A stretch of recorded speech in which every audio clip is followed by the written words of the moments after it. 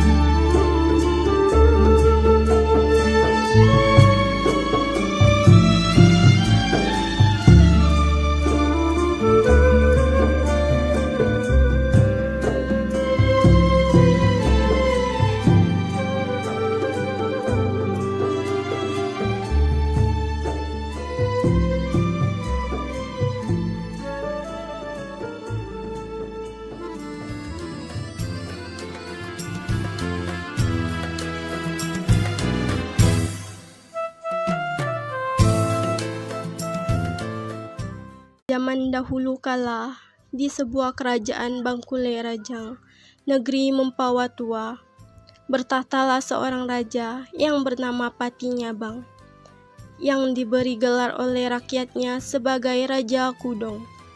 Raja Kudong ini memiliki cacat fisik, yaitu jari tangan yang tidak sempurna bentuknya. Oleh sebab itulah, dia digelari sebagai Raja Kudong. Namun dia juga memiliki saktian mandraguna. Pada suatu ketika, dalam suasana hati yang diliputi kekesalan dan hampir berputus asa, dia pun bersumpah pada dirinya sendiri dan juga kepada seluruh rakyatnya. Siapapun orang yang dapat menyembuhkan cacat fisikku ini, bila dia seorang laki-laki, akan aku angkat sebagai saudara kandungku. Dan apabila dia seorang perempuan, akan aku jadikan dia sebagai istriku. Walaupun aku telah mempunyai seorang istri yang bernama Barkelim dan seorang anak laki-laki, ikrarnya. Wahai teman-teman, ingin tahu kan kisahnya? Mari dengarkan bersama. Dalam kisah, pada suatu hari, Raja Kudong pun pergi ke Sungai Mempawah untuk menjala ikan dan udang. Tetapi tidak seperti biasanya, sudah menjelang siang tak seekor ikan dan udang pun yang didapatnya. Akhirnya, Raja Kudong bersama dayangnya memutuskan untuk meneruskan perahunya menghilir sampai ke lubuk Saung Mempawah dan menyebar jalannya lagi. Namun, ketika hendak menarik jala yang sudah ditebar tersebut, jala itu terasa berat. Terbit rasa penasaran di hati Baginda dan memutuskan untuk menyelam untuk mengetahui apa yang terjadi dengan jalaku di dalam sana, kata Raja Kudong kepada para dayangnya. Baiklah Paduka Raja, saya akan tunggu Paduka Raja di sini. Pada saat Raja Kudong berada di dasar sungai, betapa terkejutnya Raja Kudong melihat yang ada di hadapannya. Ternyata jalannya tersangkut karena dipegang oleh seorang putri yang cantik jelita. Selamat datang di kerajaan kami, Paduka Raja, yang mulia Raja Kudong. Sang raja pun bertanya kepada putri tersebut dengan penuh rasa hormat, dan hatinya juga diliputi rasa heran. Maaf putri, siapakah putri ini, dan mengapa putri berada di dasar sungai ini? Nama saya Banyu Mustari, dan saya penguasa di sungai ini. Sinilah Paduka, ikut saya ke istana. Raja Kudong pun ikut putri Banyu Mustari ke istana yang indah dan megah. Dinding-dindingnya dihiasi dengan batu alam yang berwarna-warni dan berkilauan. Singgasana putri Banyu Mustari tampak kokoh dan di sampingnya dihiasi dengan permata-permata. Silakan duduk, yang mulia Paduka Raja. Raja Kudong hanya diam, masih tak percaya dengan apa yang baru saja dialaminya. Saya nak nolong Paduka. Raja Kudong pun masih kebingungan. Apa yang dimaksud dengan putri Banyu Mustari? Dengan penuh rasa heran. Saya udah tahu apa yang jadi beban pikiran dan perasaan Paduka. Saya udah dengar sumpah yang Paduka omongkan. Raja pun masih kebingungan dan terheran-heran mengapa putri bisa mendengar sumpah yang diucapkannya dan bertanya, "Jadi, putri dapat menyembuhkan tanganku yang kodong ini?" Wajahnya berminar cerah. "Dengan bantuan yang kuasa, mudah-mudahanlah saya bisa menyempurnakan jari-jari Paduka yang kodong itu.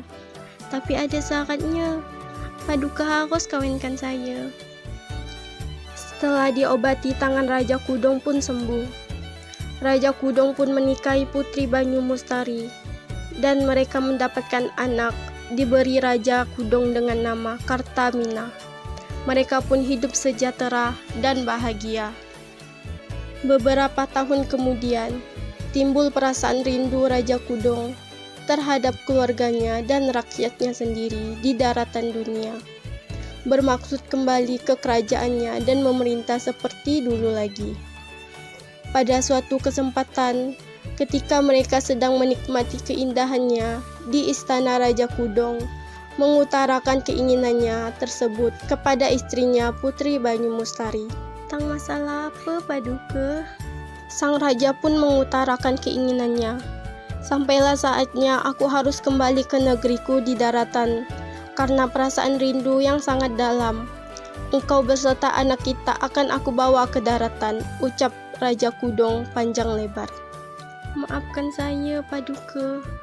Paduka tak bisa bawa saya ke kerajaan daratan karena di sana bukan dunia saya. Semogalah Paduka mengerti dan Paduka harus tahu kalau Paduka udah sampai ke daratan, maka selamanya Paduka tidak bakalan bisa lihat saya dan anak-anak kita lagi, ataupun nak balik lagi ke sini di dunia alam gaib." Sang raja pun bertanya dengan nada yang cemas, "Bagaimana jika aku merindukan kalian?" dengan wajah memohon. "Kalau Paduka tiba-tiba rindu dengan saya sama anak-anak kita, maka buanglah sebutir telur ayam kampung yang masih mentah, sebatang paku, sebutir buah keminting atau kemiri, seluas sirih, sileke, sejemput berteh, padi, dan beras kuning yang udah dilumurkan dengan minyak bau. Habis tu, buanglah semua benda ke dalam air sungai Mempawah." Akhirnya, dengan izin sang istri dan anak-anaknya, kembalilah Raja Kudong ke daratan. Ketika hendak berpisah, berpesanlah sang istri kepada suami, yaitu Raja Kudong, "Wahai Paduka, kalau muncul di sungai Mempawah buaya-buaya yang warna kuning, maka janganlah keturunan Paduka ganggu, karena buaya itu adalah keturunan dari perkawinan kita." Raja pun selalu mengingat pesan dari istrinya. Sebelum berpisah, dipeluknya dengan erat anak-anak dan istrinya. Beliau juga berpesan agar sepeninggalannya nanti mereka bisa menjaga diri dengan baik. Raja Kudong pun kembali ke daratan. Begitu sang raja sampai ke permukaan air, raja melihat dayangnya masih duduk menunggunya dan berkata, "Dayangku, engkau masih di sini menungguku berpuluh-puluh tahun di dasar sungai. Betapa setianya engkau menungguku." "Wahai Paduka, Paduka tidak nyelam sampai berpuluh-puluh tahun, tapi Paduka nyelam satu malam je." Raja Kudong pun menyadari bahwa di alam gaib tidak ada batasan waktu dan tempat bagi mereka. Raja Kudong pun dan dayangnya kembali ke istana. Beberapa saat kemudian, timbullah kerinduan Raja Kudong kepada istrinya dan anaknya. Lalu dia ingat pesan yang pernah disampaikan istrinya. Ia segera menyiapkan perlengkapannya itu, lalu dibawanya ke sungai Mempawah untuk dibuang seluruhnya di sana. Dengan rasa haru, akhirnya Raja Kudong pun menumpahkan rasa kerinduan kepada sang istrinya dengan wujud buaya kuning. Demikian cerita buaya kuning dari Kalimantan Barat. Pesan moral yang dapat kita ambil dari cerita ini mengajarkan pada kita untuk senantiasa menghargai keputusan orang lain dan juga menepati janji yang telah terucap. Selain itu, percaya atau tidak, cerita ini merupakan sebuah kenyataan bahwa Raja Kudong memang sempat hidup dalam dua alam, yaitu alam nyata di bumi, di kerajaan Bangkulai Rajang, dan hidup pula di alam gaib, di kerajaan Putri Banyu Mustari, di dasar Lubuk Sau, Sungai Mempawah. Kalau ada sumur di ladang, boleh saya menumpang mandi. Kalau ada umur yang panjang, boleh dong saya dongeng lagi. Bunga mekar di perbukitan, sawah luas di pedesaan. Terima kasih untuk perhatian, mohon maaf untuk kesalahan. Burung dara, burung cendrawasih, cari dulu di Papua. Cukup sekian, terima kasih. Semoga bermanfaat untuk semua. Siang hari makan kuaci, makan bareng sama Ibu Asik. Cukup sekian acara hari ini. Saya ucapkan